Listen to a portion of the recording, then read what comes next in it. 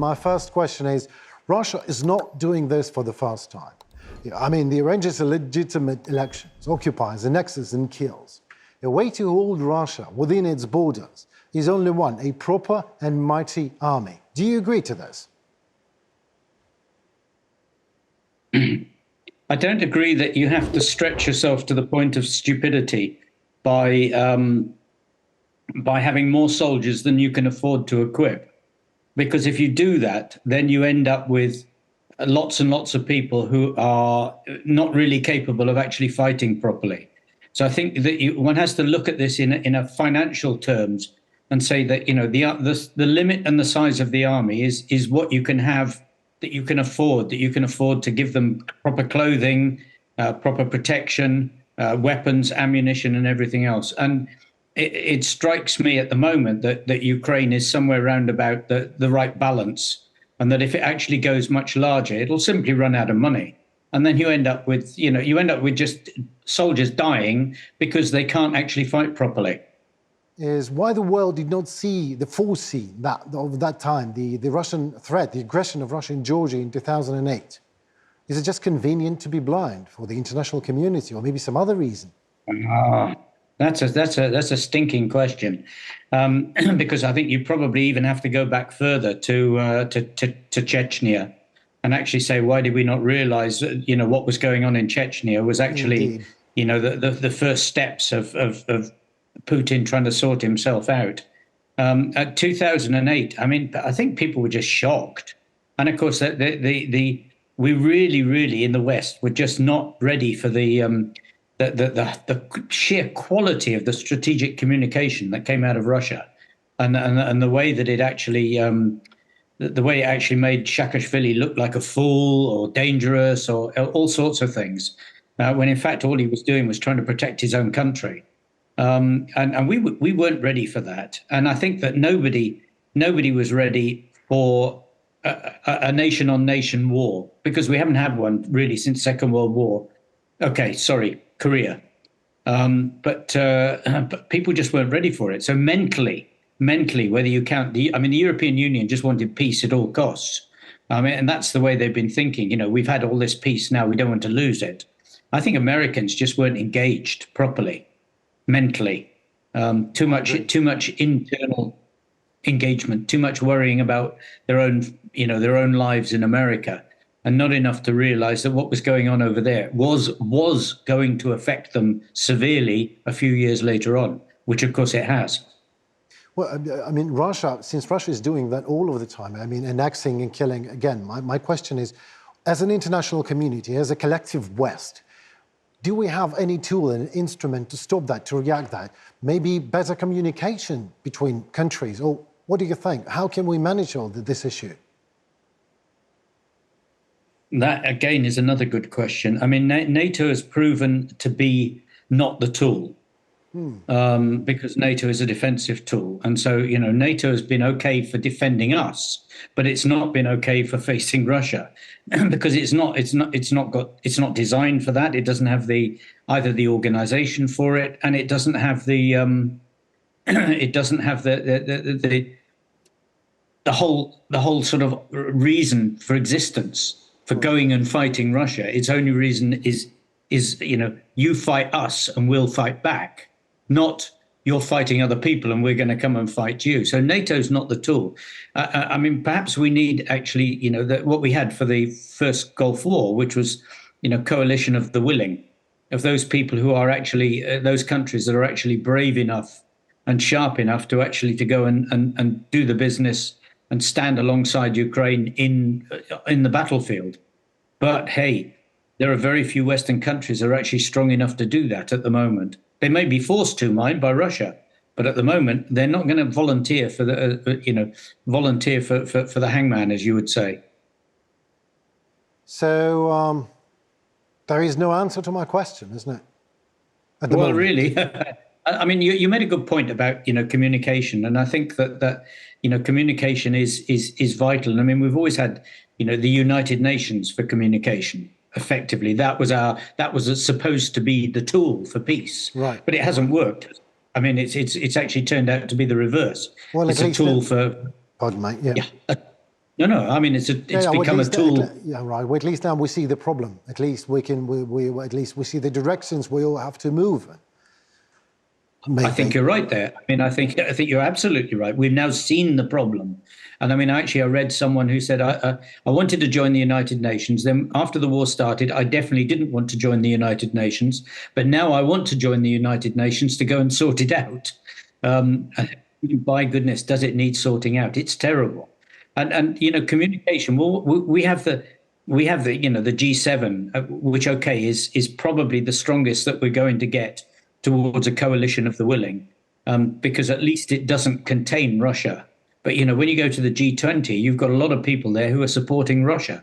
That doesn't make the G20 a useful tool. Well, So perhaps we need a new tool. all right. Well, this Russia supporters in G20. You see, why? What do you mean by why? Why they are supporting Why? Russia? Is there purely financial, political, Oh, or they do? this is Do they really believe? no. I don't think it is financial. I think most of it is against US. It's not financial. It's against it's this we hate US, and we hate everything that US does. And let's be blunt about it. People hate the US because it's successful. Because it's successful. It makes money, it does well. And if it didn't do well, why are there tens and tens of thousands of people trying to get in there illegally every day, including Russians, including people Indians, all these other countries that face up against America and don't want the great America? Their best people are upping and going and working in Silicon Valley and other places, even working as waiters and maids, because they still believe in the American dream, which their own country doesn't. Russia tried to provoke Romania, Poland, and the Baltic states. What if the Kremlin would dare to provoke the United Kingdom? Say a Russian fighter jet just trespasses British airspace and launches a missile, and they say the usual Russian apology that it was not us. What do you think the reaction could have been?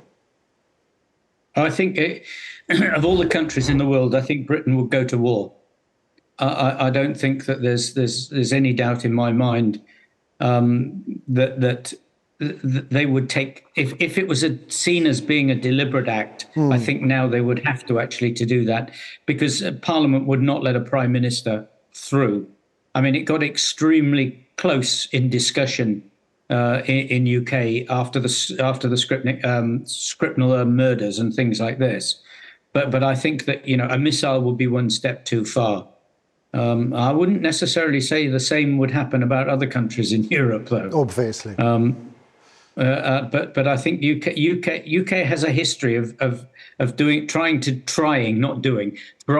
do the right thing, because we don't always get it right, never have done. But at least we try to do the right thing. What do you mean by that? Well, I mean, as a country, as a character, we support the underdog. We always have done. We do try and live up to the values that we've the historic values that we've claimed as a country. And as I said, we don't always get that right. I mean, we did some awful things in Kenya, for example, when we were there, and we've done awful things in India and Egypt and places at times. But those were the signs of the times. When you look back on them, they're awful. At the time, they were what people thought needed to be done. But at least we've tried to do these things. So I think that, again, Britain would try to do it. And that's why you've seen, from the beginning of this war, why you've seen Boris, first of all, being so active, and then the sadly leaving defence minister active. And I think you're going to continue to see UK being active. But I don't think Russia should mess with UK. I hope Russia will. And I hope that will be the end. Maybe that's another way of looking at it, yes. Exactly. Yeah. My next question, and the last question for today. Let's try to get in the ill hand of Vladimir Putin. What do you think he's hoping for at the moment? Not trying even to stop all this mess. Trying to provoke NATO countries, not UK, but Poland and Romania and Baltic states. Why? Do you believe he has a goal, any strategic goal for all that? Well, I think he probably does have a strategic goal, but I mean, Really? something that's been sort of bothering me is actually what does he know? I don't think he's the all-knowing, all-seeing head of this war that we actually think he is, or that people try to make him out as being. I think that he knows a lot less about what's going on than we think. I also don't think he understands a lot of things.